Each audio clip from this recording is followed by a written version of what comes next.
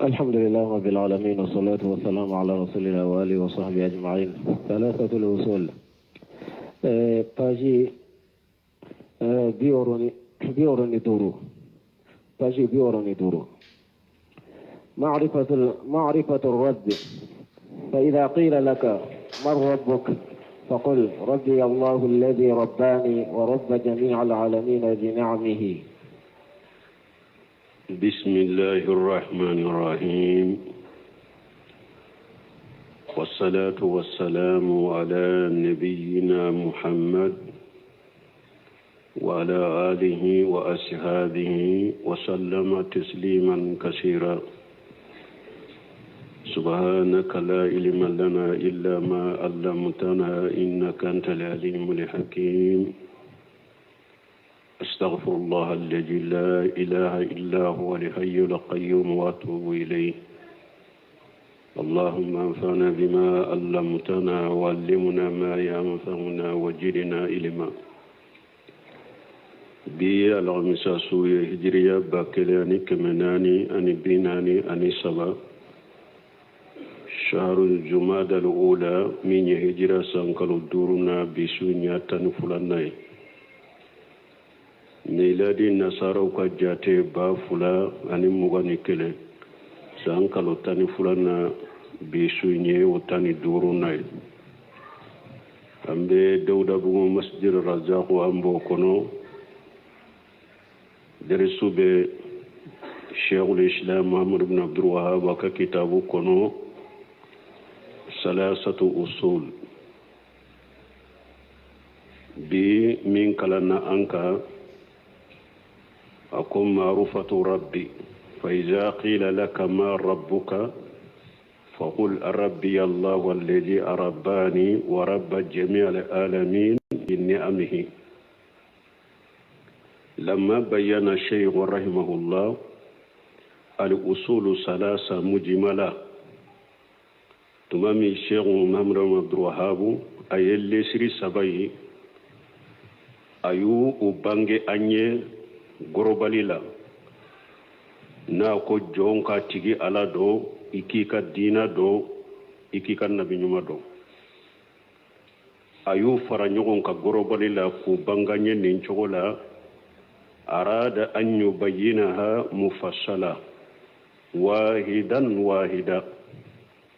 بأدلتها من الكتاب والسنة. أبا في كوبانغاني شيشا كلن ni ukadele laye Qur'ana ani sunna kono lesri saba aba fe ku ubanganye kelen ni ukadele laye Qur'ana ni sunna kono wa min ayati llahi fil kauni ani ewa alaye akata manshe munun dila jinya kono wa min al adillati al aqliya ani abenu bange fana ni dalila ye hakilina dalila mana hakili yere la delaw bina yira hakili yere la mana yere bina do ko alla de masayna kelen kan ka bato ba fo de ma dalil aqliya wa hakaja nin chogola yajibu an tubna al aqaid ala adillati al kitab wa sunnah o bo chogodela awajibilen do minye aqida dalila aleka dila akad dalila kadila qur'ana ni sunna de ka aqida niko aqida de fo aqida kad dalila ukajjo qur'ana ni sunna de ka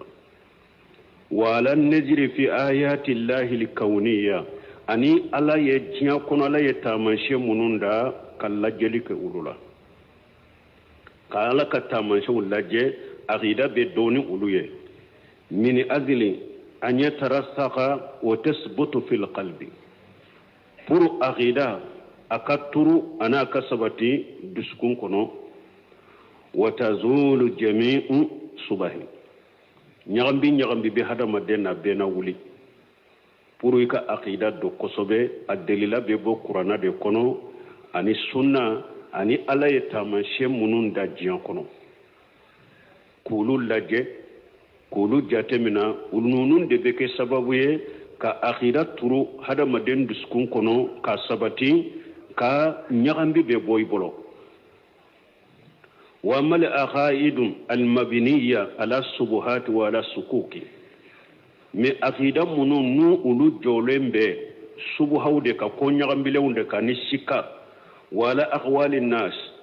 ani aqida munu mu'minun ka aqida jolembe hada madonde ka kumaka wa taghlid al ama ani ka finyeto ladege fa innaha aqaidun za'ilatu la tasbutu nununya aqida wude aqida munum be wuli ute sabati wa hiya urdatu lin-naghdi aqida wudo uyira lendo gurjali de la aqida munun yira lembe gurjali la wa urdatu lil ibtal aqida munun yira lembe cinyali la aqida na jora subuhatu de ka ani shikaw ani hada madon ka kumaw ani ka finyeton la dege o aqida sugu asabati lenta te sabati pe abese ka guruja abese ka cinya fana aqida abese ka guruja abese ka cinya fala tasbutu al-aqida wala sha'ir al-ahkam ash-shar'iyya illa bil adillati al-kitab wa sunnah aqida te se ka sabati ani islamiya ka kiru tobe ute se ka sabata bada ni qur'ana ka dalilate ani sunna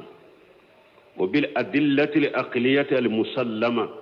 ani dalila min haklina dalila min kisileno parce que haklina bete se ka ke dalila haklina banalew ulu te se ka ke dalila haklina munun kisileno ولهذا أكثر الشيخ رحمه الله من سياق الأدلة على هذه الأصول الثلاثة ولقصو من الشيخ محمد بن الوهاب أي دليل تامن دي سما نلسري سبا تلك دليل تاما فلا يمر أصل منها إلا وقد دعمه بالأدلة والبراهين اليقينية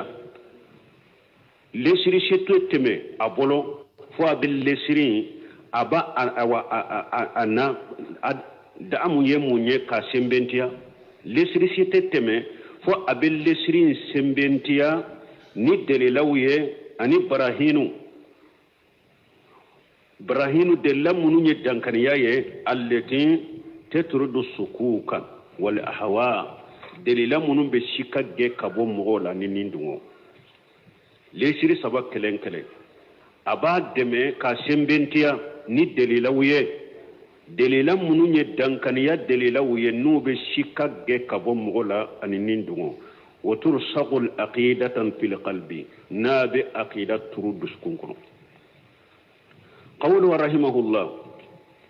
أكاكما ألك هنا لا فإن قيل لك أكون نوكو يما أي سالت من ربك نو يونينك كوي تيجي على الدنيا وهذا سؤال وارد ستسأل عنه في الدنيا والآخرة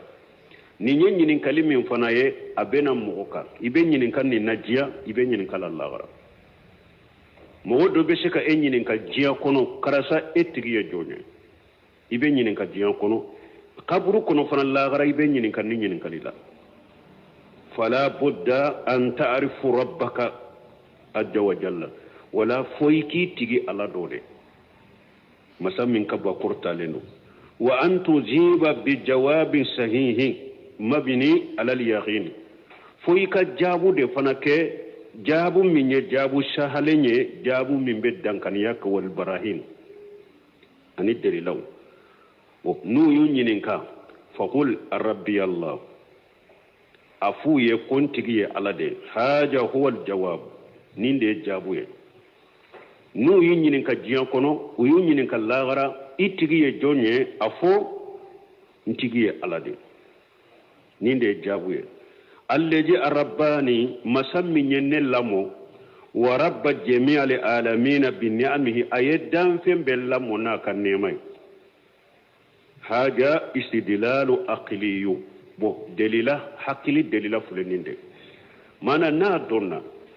kafu ala de yedda ala de ellamo ala de balo ala de dan fem be balo hakili be munyira sisa ale de kanka bato mimi daw manka bato min ma e balo man ka bato min mi e lammo man ka bato masa min ye e lammo ki balo ka jiya be balo donc hakkilila wode kan ka bato o ba fo ninde ma dalil aqliya fa rabbu jallan wa ala alam masa min ka bakurta lendo huwa alladhi yurabbi jami ibadihi bi ni'amihi jami ibadihi bi ni'amihi ala debe dan fembe ale deba bellamo ka be balo na ka nema jombe ala ka jombe ala deba ka jombe lamo ka jombe balo na ka nema wa yughdihim bi rijqihi abi balo fana na ka garjage yakhluquhum ba'da allam yakunu shay'an majkura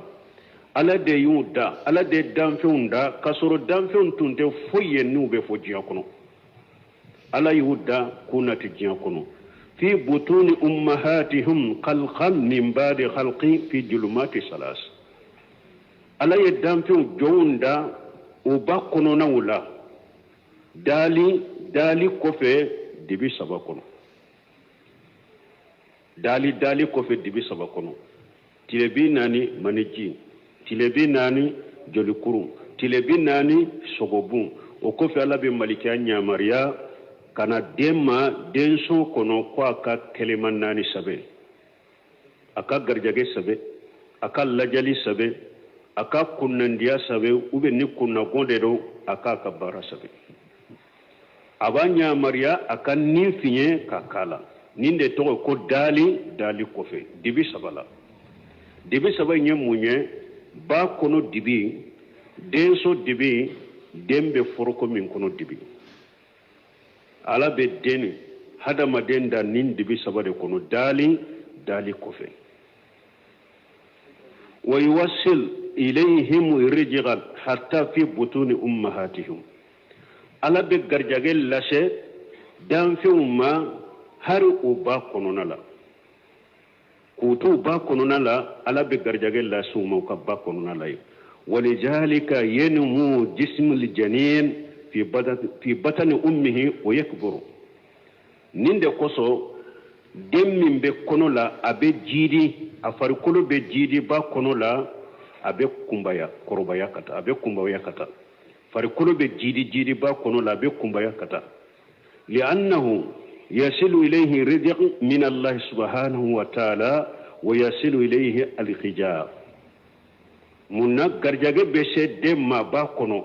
kabo ala fe masammi senale na korota lendo deyin kabbalo be shama ka to ba kono summa tanfuqu fihi ruh o kofe ala be nin finye ka do deyina fayataharraku wa yahya bi ijnillah abe blamaga ba kono la kanyanamaya ni ala ka jenye hajihi tarbiyatu fil batan ni nyedella moliye ba kono na la summa idha kharaja o kofe ni dembora fa inna Allah subhanahu yurabbihi bi ni'amihi bi shihati wal afiya ala ballamu fana na kan nema nin kene yaye anil lafiya wa yaduru alayhi labana ummihi abe ba fana shi abe nono ko o fana la fayuqadja ila an ya'kula at-ta'am wa yastaghni anil halib abe balo o fana la ala be ni dembora kono la ala be ewa shin fana abe nono bila o fana kono dembe balo o fana la fo kata wakati mi na sera ka dumuni du wakati mi kakari ka bon nono la abe nono fana bila abe dumuni fana du summa yanmu shay'an fa shay'a o kofi abe to ka jidi kata doni aqluhu wa samuhu wa basaruhu minya ka hakili be jidi kata dafa kata aka ewatilo menu be jidi kata aka nyu yelu be jidi kata yenmu shay'a fa shay'a hatta yabluqa al-huluma alayre be jidi kata doni fo kashe balguyama summa yenmu o kofi abe jidi kata hatta yabluqa asuddahu fo aka hakili bena dafa ويبلغ 40 سنة أبنا سيس سنبنا نلا أكفى بنا الدفع حكلي بنا الدفع أبي سيس سنبنا نما ويكون في خية القوة أبي كيف فنغا دامبلا أبنا فنغا سرو فمنا من كبو قصبه فمن الذي يقضيه من يوم أنقلقه في بطن أمه إلى أن يموت جوني دين بالوني تقولا depuis ala ya da aba kono la fo kata fa jonya balo ala de ya balo me balmu ambe mun ke fisru waliya juman ban bolo ninna anya fo togo mi ni ala ye den da dali ko fe dibi sabala ni den sera kanon nani de ba kono bonyana hada madaw nya do ko ba kono mado ubeta ko konoma sebe muso konoma sebe ubeta mori ufe kato sebe do beta mori fe ko nasi ji ko pasiga adolendo kadden koloshi kadden to kono la don tumbe balo illa shamay mori inde do ma inde do so ma inde do don tumba balo aba kono la ka balo la shama abole jonye bashi kono na jonye nono ke ala ngo don ke bawu yayira kalo bo min fulene nye ni muso ye konota na ka kalor bo na be jo dembe balo o joli de la ba konona la o de to la ba joate bo dembe balo de la ka to ba konona la ni dembora ba konona la iya do muso chaman fule kuto nu be shindi demma ute kaloboye kaloboyin joli ala bode yelema ko ken nono e kabila ba shikono dembe balo fana de la o joli de ala bode yelema ka ken nono fana e kabila ba shikono dembo o mi imaye amuso chama na ye dembo shinna doro kaloboyin be sagi kana chokola me ka donte sunna kaloboyin tena jombo ke ala bonu hada madem bora jiya kono ni aw ko ala tese ko koloshi fo ko sego do de be bolo beti den kalifo o sego ma akato ka bolo do akuna kashe ka tanga ninte fisir wali adayewa odi yato sego mbe kuma munun fo hada madem ko jantola hakili yerela odi yato anko delili aqliya hakili yerela la yere hada madel la mo chogo mi ki balo chogo mi ni ke hakili dafalendo ala ta ko fe eteta damfe ngure sife ko e betam mako wure nyina fe ko akay ka den koloshi uba kan nasi sebe aye ni ala do nin kitabu ni salatu usul muhammad ibn wahab bu je ya chogo mi ni hada made ala do o chogola ka ciden do chogola ka dina do o chogola ningiri chama min fula anka jamana yin kono nin tabulo chama ibi bolo bo aboyla yika hakili yere ba yire la ko feunte abe batara ko ni mana ko ako ala de ba balo ala de ya da aba depuis ala ya da aba konona la fokata fatu ala de ba balo mani leje yuqaddihi domba balo من الذي يسوق حاجة الطعام دنيا ندمني سمكنا دم وحاجة شراب في جسمه دنيا نيمي فين دنيا أسمى دين فريقلو كنونا لا دم بدمني مندو دم باكي كدمني سما أفريقلو كنو دم باكي كميجين نونو سما فريقلو كنو فيصل إلى كل خلايا وعدلا ni abe dumuni lase dumuni marayoro be kono la ube ji marayoro be kono la do imbake ka jin sama ka dumuni sama ka lase do imbake ni denye dumuni mindu hada made dumuni mindu jomba sama ka lase ika fasawma wa ila kulli makan fi jismihi anika farikoro yorobe ebe dumuni mindu ibe ji min jomba sama ka lase ika farikoro yorobe ma من الذي يستحي إليه الطعام والشراب جنب دموني كانودو إلى نيبادو جنب ميجي كانودو إلى نيبادو جنب دموني نجدو إلى ala de be dumuni nyoge do ila ibadu ala de be mi jin nege do ila ibadu mani leji yasrufuhu ji dumuni dunen kofe ji mini kofe jemba yelema ka bo dumuni ya fanala ka ke nogo do fana ka ke bana kutai dombo ke ala wa yakhrujuhu minhu dararahu jomba yelema ka tora boy fari kolola mani leji yafalu hada jomba ke kaninke wa yurabbi haja li insana jomba ke kan hada madallamu alaysa huwa allah subhanahu wa ta'ala yala ala de tewa masammi senale na korta lendo haja huwa rabb subhanahu wa ta'ala awan ninde alaye masammi sela korta lendo alleje yurabbi masammi bella molike alleje arrabbani masammi nyallamo wa rabba jami'al alamin bi ni'amihi na yeddan fin bellamu na kan nemai alaye ninde وكلما على وجه الأرض من الأوالم الآدمية والحيوانية دامفين بدو كلوكا أكيرا هذا مدنيسا أكيرا فينينا ما يوشين وعالم البر والبحر دو كلوكو كان دامفين باجون دامفين من أكبر مخلوق إلى أصغر مخلوق kata damfen min kabbo damfen be kata damfen min kaddugo damfen be fil bar wal bahr dugu koro ko kannaka ani bajin lam kulluha tataqajja bi ni'amihi wa rizqihi nimbebe balo ni alaka nema de nimbebe balo alaka garjage de la qala ta'ala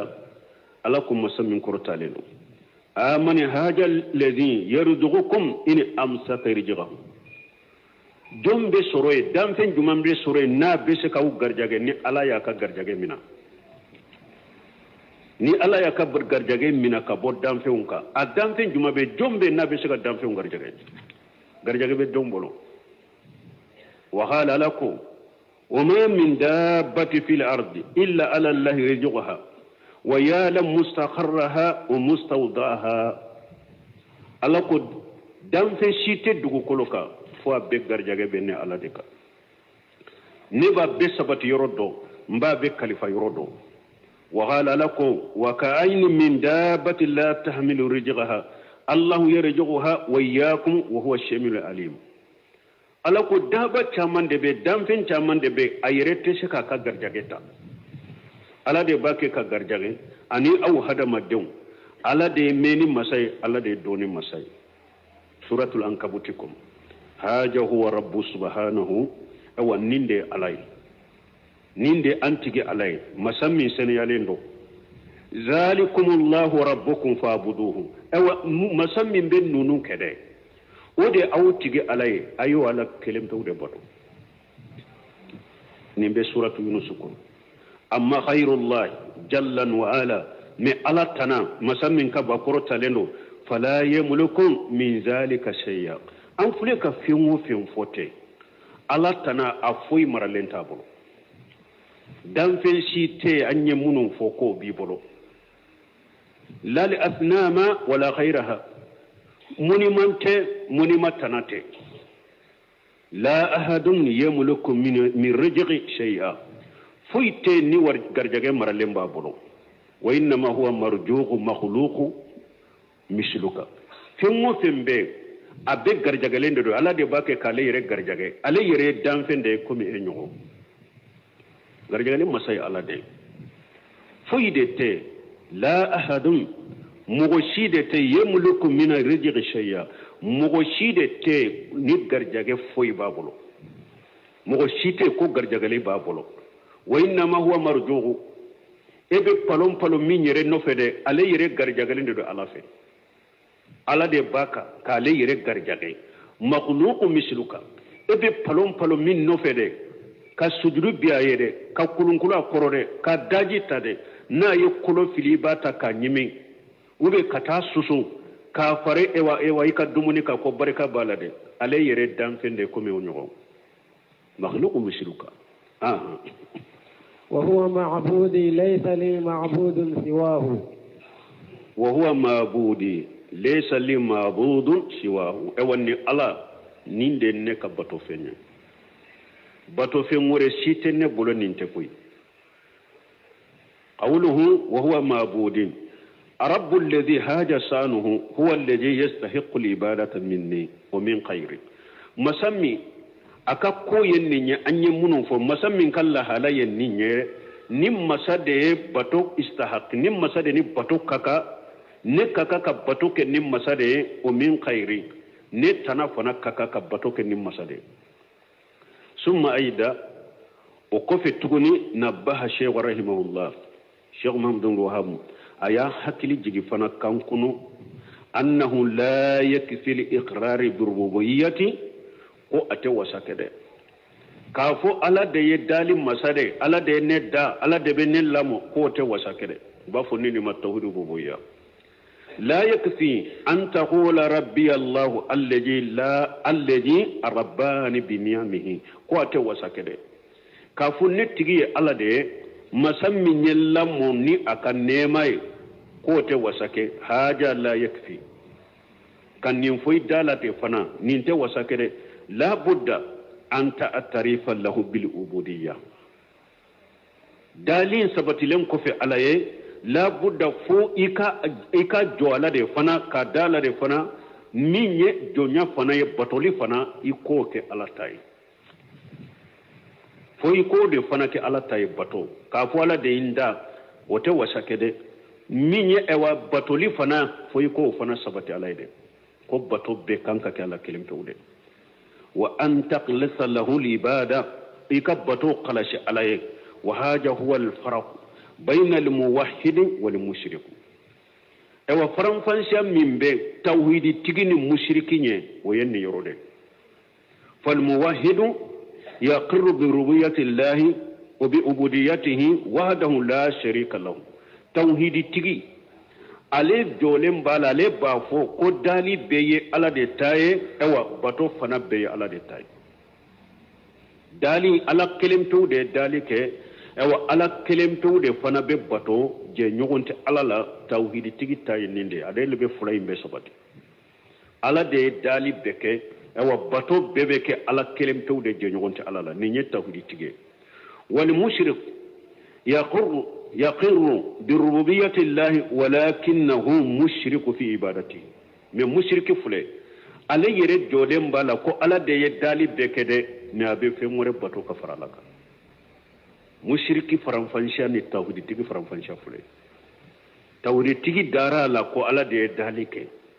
asagira kadala fana ko bato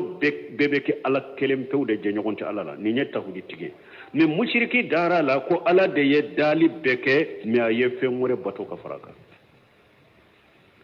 yushriku ma hu khayrahu fi ibadatihi abefe ala tanafara alaka ala batola yushriku ma hu ma la yakhluqu wa la yarzuqu wa la yamliku shay'a abefe bato ka fara alaka fim minte madalike ama garjagaleke atesika foyi mara abe fendo bato ka fara alaka fimmi ate ama dalike ama garjagaleke marali foyi tabolo haja huwa al-farq ma bayna al-muwahhid wal mushrik awaninde faramfanshiya mimbe awa tawhidi tigini mushriki ce oyenninde uka differentiate ninde al-muwahhid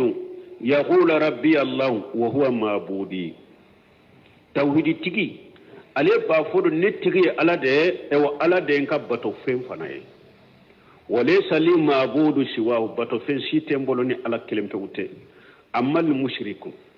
من مشركين يقول ربي الله لكن العباده عنده ليست قصه بالله علي بافو كو علي تيغي على ده mais ale fe ala makere kiriyani ala kele makere kiriyani batoliye fayabudu ma allahi ali asijara abe iri bato kafara alaka wali ahajar abe kulu bato kafara alaka wali awliya abe waliju bato kafara alaka wasalihina abe mugonyuma bato kafara alaka wal qubur abe kaburu bato kafara alaka falidhalika shara mushrika ninde koso ale labana ka ke mushrike ninde ko sale kera mushrike balmo yiri bato munumbe kaburu bato munumbe kulu bato munumbe waliju bato munumbe manyuma bato munumbe anu bareka nyini sugu munumbe wode yato mushriku labana an kuma mushriki ninde wuke mushriki ولم ينفه الإقرار بربوبيته ولم يدخله في الإسلام أو مؤمن بن شغلا إفلك جنك على فوق على كدال من فوق داولا وتينا فا أو أتيلا دوسلا ميفنكم هذا ما دين كدا توحيد الربوبية لا كو على دي دالي بكي مي إبه يرو فراكا باتوكا فراكا إبه كلو باتوكا فراكا إبه وليجو باتوكا فراكا مغنيون بي باتوكا فراكا كبرو بي باتوكا فراكا eye kuma min fo ko ala kelen pew de dali ke kuma tinafa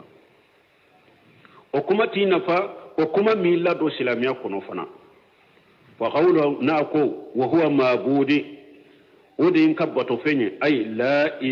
أي الإله الذي أعبده بتو فين من نمبا بتو ويا الله ده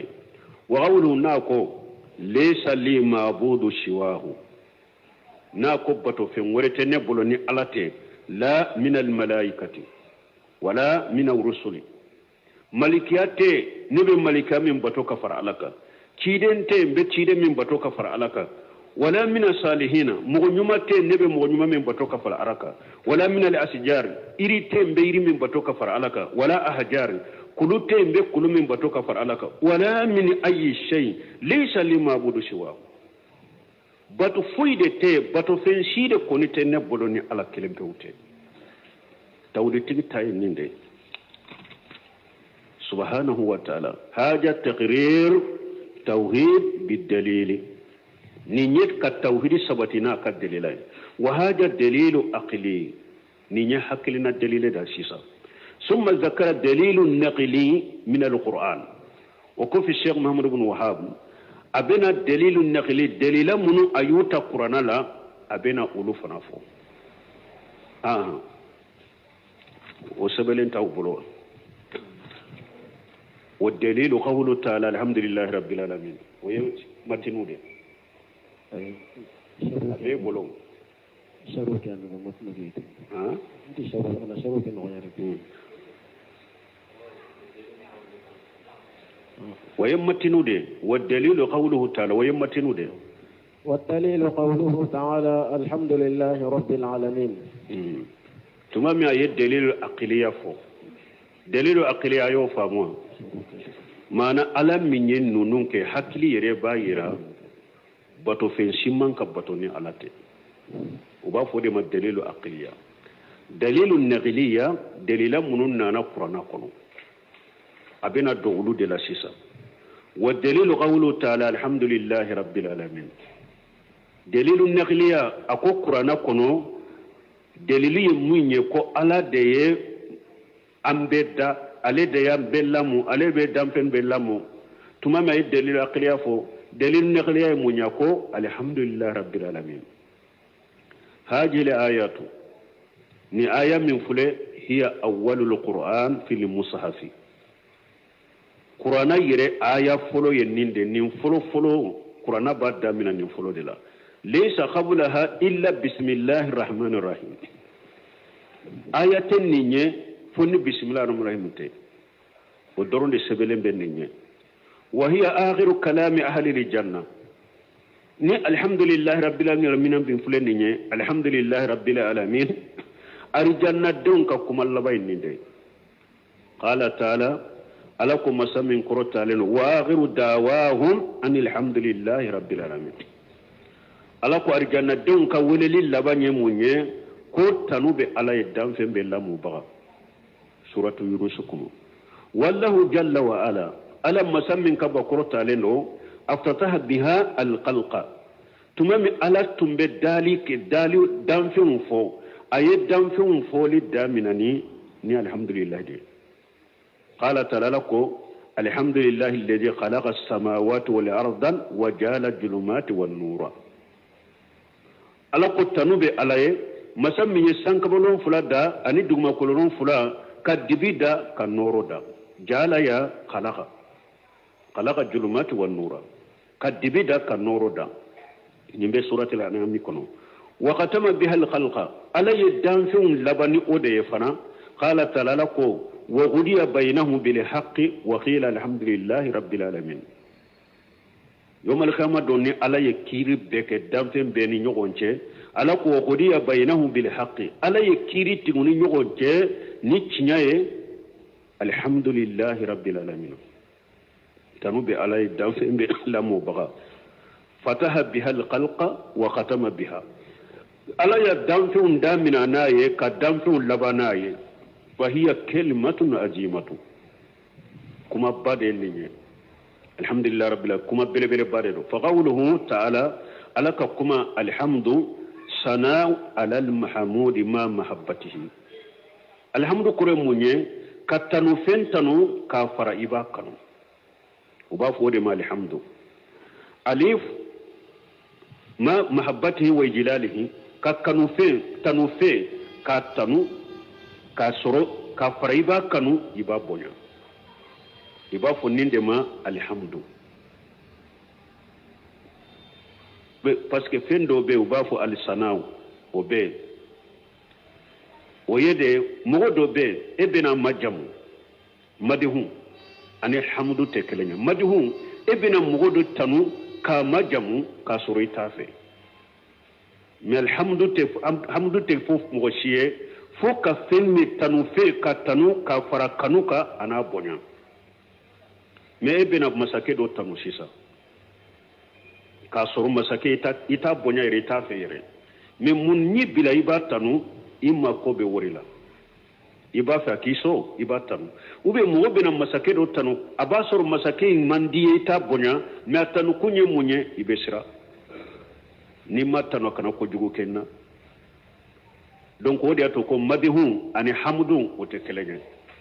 madihun ibese kam mo do tanu ka soro mandi ita bonya mais hamdun o be kede atigi ye fendo de kemmi akan ka tonaka wada to ko hamdu ye sana'u alal mahmudi ma mahabbatihi wa jilalihi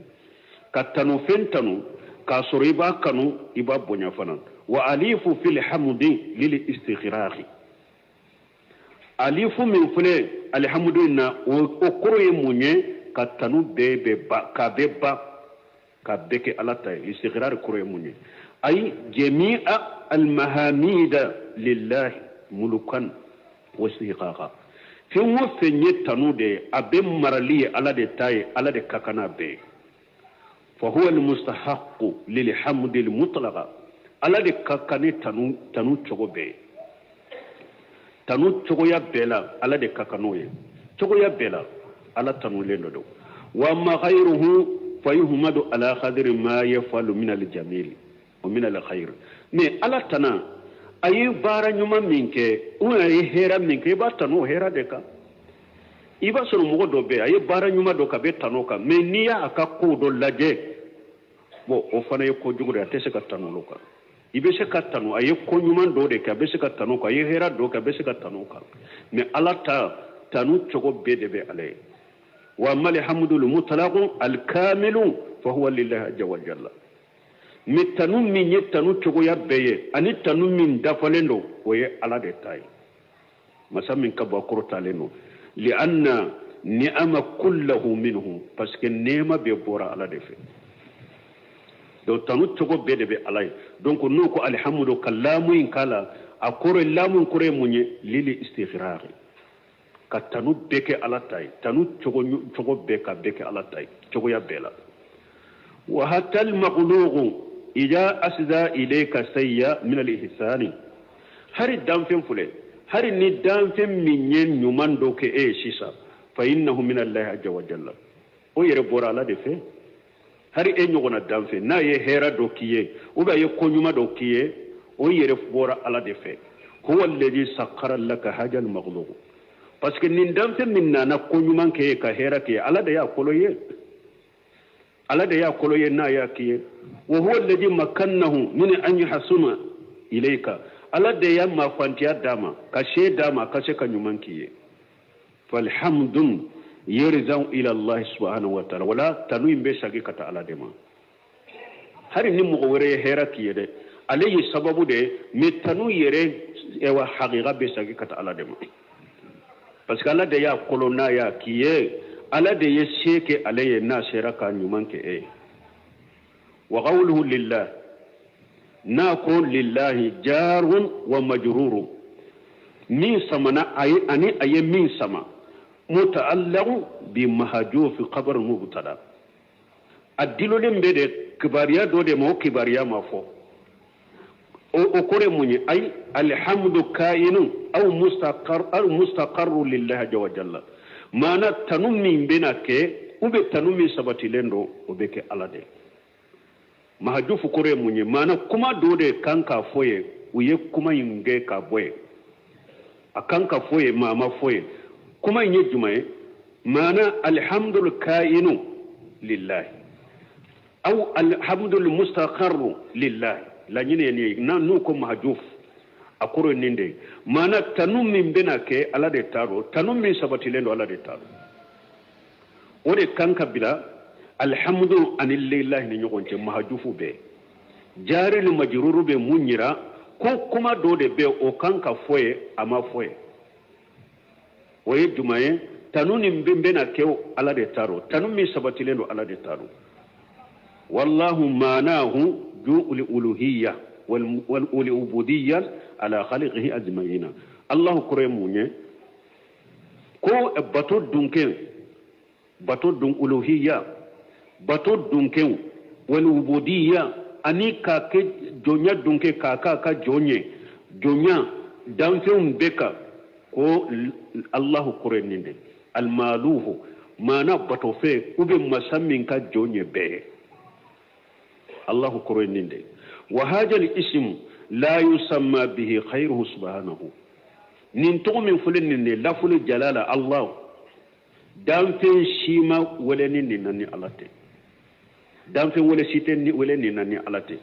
la ahada tusamma billah danfen shide te mimbe wala ko ala hatta firawuna ma qala ana allah hari firawuna ama fu ko alai lakinnahu qala ana rabbukum akunna ya wutiye na ama so kafo ama se kafo ko ana allah akwana rabbukum فهذا الاسم قاس بالله ننتقو كركراني على كلمة بودي لا أحد يتسمى به أبدا فايدة تي من بولي ننتقو أبدا أتي ولا أحد يجرؤ أن يقول آن الله فايدة تي من بسك فريا كافوكوني علي ودنفن سيتي الدنفن سيتي من بسك فريا كو الله كوالي علي ربي ناتو لاسم الجلالة ربي منكتو ديدو اسم الجلالة الله منكتو دي ربي وهو مجرور وهو مضاف afana ka sigiri asamalende do ka jigiduguma ka farakata awa allahumma lillahi kasamakata lillahi de mankutu ye rabbi natu li ismi jalala rabbi nye mankutu de lillahi nuko ala mankutu ye jumay rabbi la molilin baloli ani la molin ali alamina mudafa ilayhi majruru alamina fana o fana aywa uyo o fana mudafu ko fara jumanka rabbi kasagi katama afana ka sigiri ajiginen do duguma wa alamatu jarri aliyaw me rabbil alamin ka fo jarre do aleka alamatu jarri munye yawu mimbe tombe fula min fule duguma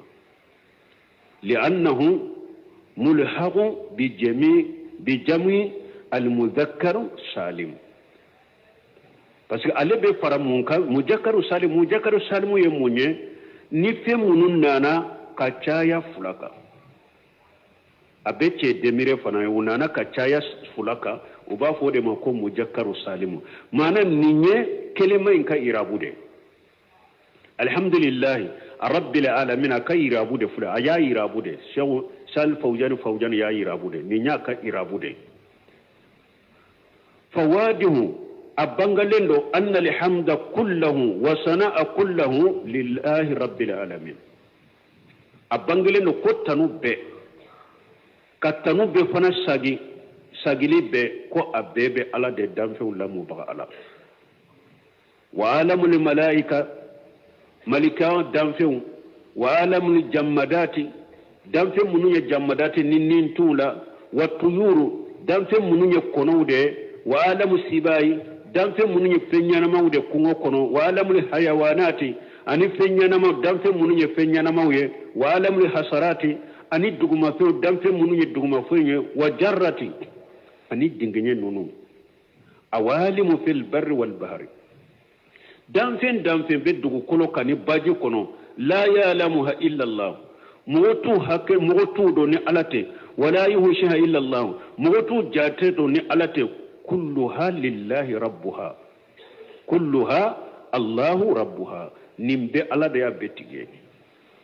rabbil alamin wa haja la yutlagu illa ala Allah subhanahu wa ta'ala min fana fuleni nye ko rabbil alamin o fana te fomu go shiye ni ala kelem kawte rabbil alamin o fana te foyi kan ni ala kelem kawte masami seni alenu la yumkin li ahadi an yuqala lahu rabbil alamin atamma ateshika kem go shiye an ka fo tigima ko rabbil alamin ateshika ke akafo mu go shiye ko rabbil alamin fa ijakhila rabbu فحاجة لا يطلق إلا الله إلا على الله نيكو رب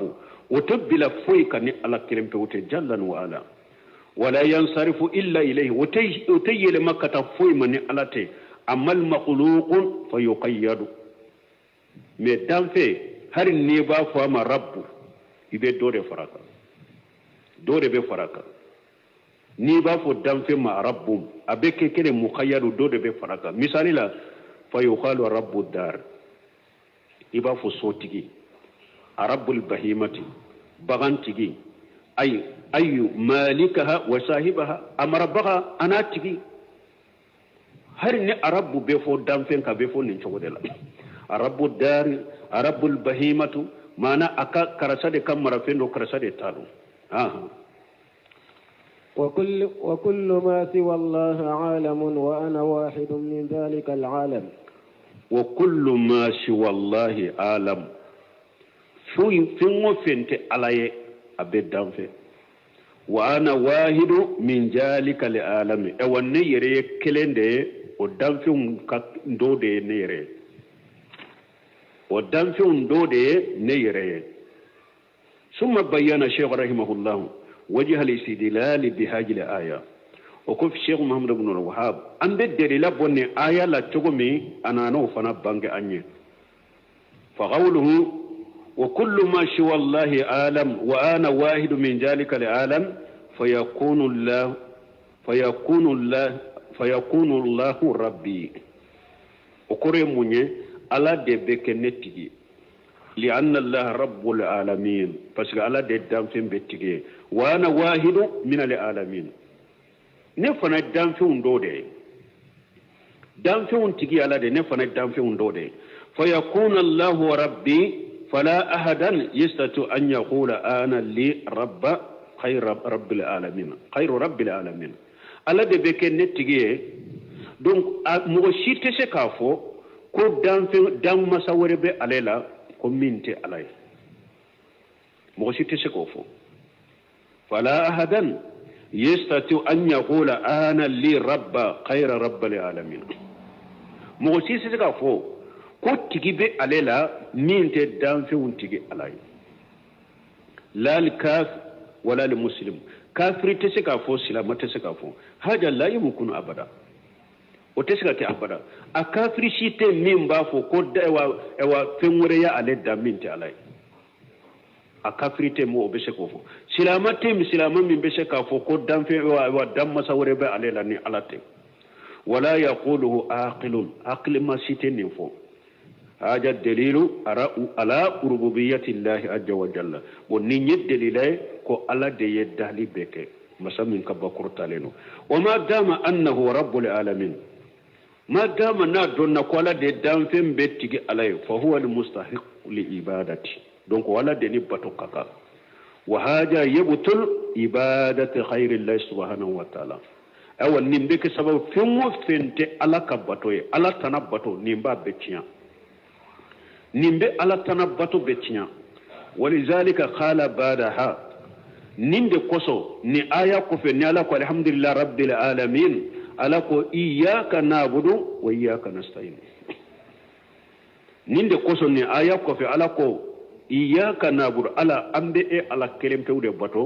وإياك نستعين أمبئ دميني على كلمة تودي فك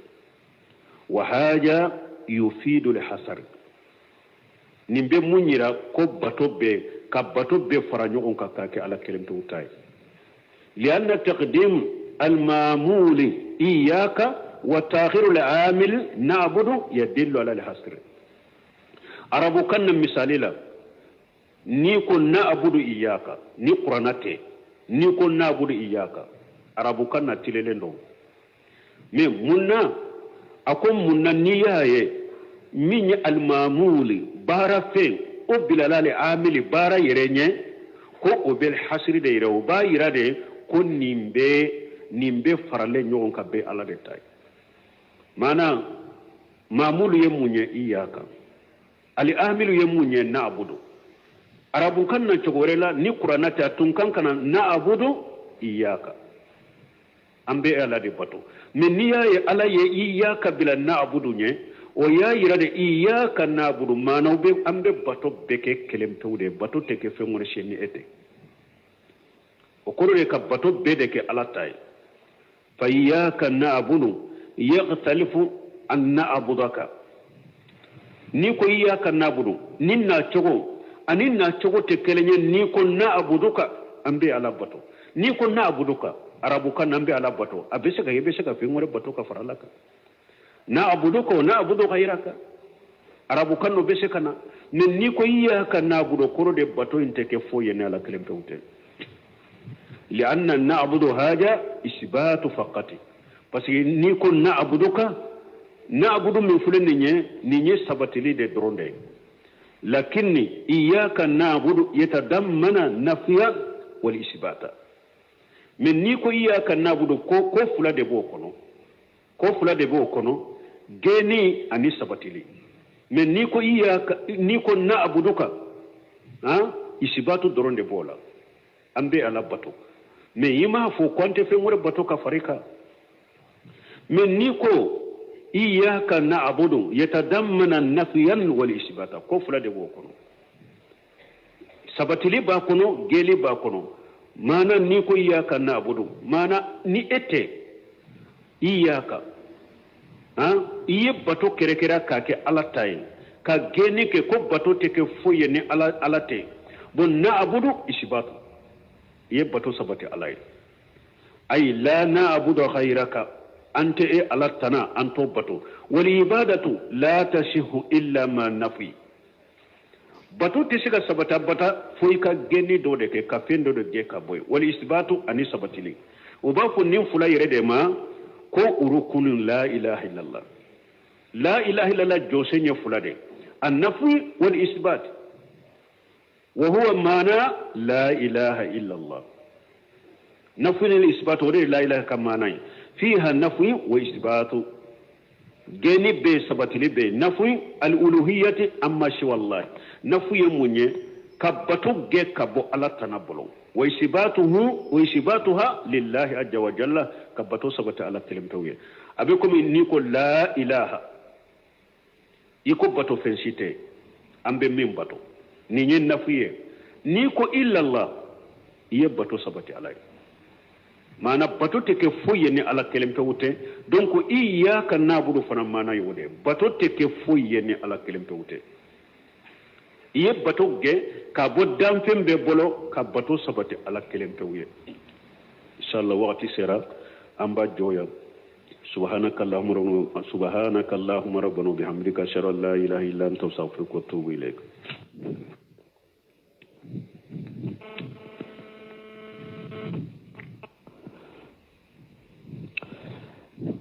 الحمد لله رب العالمين والصلاة والسلام على رسول الله وآله وصحبه أجمعين. ثلاثة الوصول باجي بيورني دورو معرفة الرب، فإذا قيل لك من ربك فقل ربي الله الذي رباني ورب جميع العالمين بنعمه. بسم الله الرحمن الرحيم، والصلاة والسلام على نبينا محمد وعلى آله وأصحابه وسلم تسليما كثيرا. سبحانك لا علم لنا إلا ما علمتنا إنك أنت العليم الحكيم. أستغفر الله الذي لا إله إلا هو الحي القيوم وأتوب إليه. اللهم انفعنا بما علمتنا وعلمنا ما ينفعنا وزدنا علما. بي الغمساسو هجريا باكلاني كمناني أني بيناني أني سبا شهر الجماد الأولى من هجرة سانكالو دورنا بسونيا تنفلاناي ميلادي نصارى وكجاتي بافلا أني مغاني كله سانكالو تنفلانا بسونيا وتاني دورناي. أمبي دودا بو مسجد الرزاق وأمبو كونو درسو بي شيخ الإسلام محمد بن عبد الوهاب وكا كتابو كونو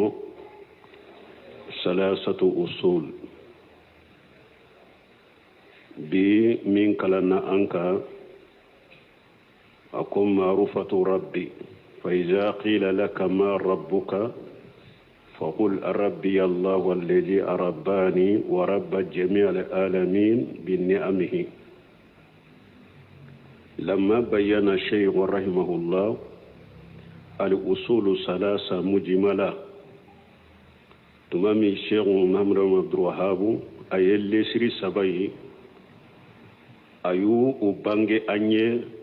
غروباليلا ناكو جونكا تيجي على دو إكيكا دينا دو إكيكا نبي نيوما دو أيو فرانيوكا غروباليلا كو بانغاني نينشوغولا أراد أن يبينها مفصلة واحدا واحدا بأدلتها من الكتاب والسنة. أبا في كوبانغاني سيسا كلن كلن كلن ni uka delila ye Qur'ana ani sunna kono lesiri saba a b'a fɛ ko o banganye kelen kelen ni uka delilaw ye Qur'ana ni sunna kono. wa min ayati llahi fil kawni ani ewa ala ye akata manche munun dila dinya kono. wa min al adillati al aqliya ani abenu bange fana ni delila ye hakilina delila mana hakili yere la delaw bena yira hakili yere la mana yere bena do ko alla de ye masayna kilen kan ka bato ba fo de ma delil aqliya wa hakaja nin chogola yajibu an tubna al aqaid ala adillati al kitab wa sunnah. o bo chogodela a wajibilen do min ye aqida delila ale ka dila aka delila ka dila Qur'ana ni sunna de kan. aqida ni ko aqida de fo aqida ka delila ka jo Qur'ana ni sunna de kan. wa lan najri fi ayati llahi al-kawniyya ani ala ye jiya kono ala ye tamanche mununda kala jeli ke ulula kala ka tamanche ulaje aqida be doni uluye min azli an yatarasakha wa tasbutu fil qalbi. pour aqida akaturu ana kasabati duskun kono wa tazulu jami'u subahi nyagambi be hadama denna bena wuli pour ika aqida do kosobe adelila be bo Qur'ana de kono ani sunna ani ala yetamanche munun da jiyan kono kulu laje kulu jatemina ulunun de beke sababu ye ka aqida turu hadama den duskun kono ka sabati ka nyagambi be boy bolo. wa mal aqaid al mabniya ala subuhat wa ala sukuki me aqida munun nu ulu jolembe subuhawde ka ko nyagambi lewunde ka ni sikka wala aqwalin nas ani aqida munu mu'minun ka aqida jolembe hadama donde ka kumaka wa taghlid al-ama ani ka finyeto ladege fa innaha aqaidun za'ilatu la tasbutu nununya aqida ude aqida munun be wuli ute sabati wa hiya urdatu lin-naghdi aqida udolo uyira lendo gurjali de la aqida munun yira lembe gurjali la wa urdatu lil ibtal aqida munun yira lembe cinyali la aqida na jora subuhatu de ka ani shikaw ani hada madon ka kuma ani ka finyeton ladege o aqida sugun asabati lenta te sabati abese ka guruja abese ka cinya fana aqida bese ka guruja abese ka cinya فلا تثبت العقيدة ولا سائر الأحكام الشرعية إلا بالأدلة الكتاب والسنة عقيدة تسكى سبتي أني سلاميا كيرو توبة وتسكى سبتا بدا ني قرانا كدليلات عن السنة وبالأدلة العقلية المسلمة أني دليل من حقلنا دليل من كسلنا بس حقلنا بيتسكى كدليل حقلنا بنا لهم ولو تسكى كدليل حقلنا منون كسلنا ولهذا أكثر الشيخ رحمه الله من سياق الأدلة على هذه الأصول الثلاثة ولقصو من الشيخ محمد بن الوهاب أيد دليل تامن السماء نلسري سبتلك دليل تاما فلا يمر أصل منها إلا وقد دعمه بالأدلة والبراهين اليقينية lesiri seto teme abolo fo abel lesiri aba ana da amunye munye ka sembentia lesiri seto teme fo abel lesiri sembentia ni delilawiye ani brahinu della mununye dankaniyaye allati tetrudu sukuka wal ahwa delila munun be shikagge kabo mogola ni nindungo lesiri saba kelen aba deme ka sembentia ni delila wuye delila mununye dankaniya delila wuye nube shikagge kabo mogola ani nindungo وترسخ العقيدة في القلب ناب عقيدة ترد سكونكم قول رحمه الله أكاكما ألك هنا لا فإن قيل لك أقول نوكو يما أي سالت من ربك نو يونينك كوي تيجي على الدنيا وهذا سؤال وارد ستسأل عنه في الدنيا والآخرة ni nyinin kalimin fanaye abena mugoka ibe nyinin kan ni najia ibe nyinin kala lagara modo be seka nyinin ka jia kono karasa etigi jonye ibe nyinin ka jia kono kaburu kono fana lagara ibe nyinin kan ni nyinin kalila fala budda an ta'rifu rabbaka azza wa jalla wala foiki tigi ala dode masamin kabwa kurta leno wa an tujiba bi jawabin sahihin mabini alal yaqin foyi ka jabu de fana ke jabu minye jabu shahalenye jabu min be dankaniya ka wal barahin ani dalilaw wo nu yunyinka faqul rabbi allah afu ye kontigi ala de haja huwa al jawab ninde jabu ye nu yunyinka jiyan kono o yunyinka lagara itigi ye jonye afo ntigi ala de ninde jabuye alleji arabbani masammi nyenne lamo wa rabba jami'al alamin bi ni'amihi aydan fem bellamo na kan nemay haja istidlalu aqliyu bo delila hakili delila fuleninde mana na donna kafu ala de yedda ala de ellamo ala de balo ala de dan fem be balo hakili be munyira sisa ale de kanka bato mimi daw manka bato mimma e balo manka bato mimi ellamo manka bato masami nye ellamo ki balo ka jiya be balo donc hakilila wone kanka bato ba fo ninde ma dalil aqliya fa rabbu jallan wa ala alam masamin ka bakurta lendo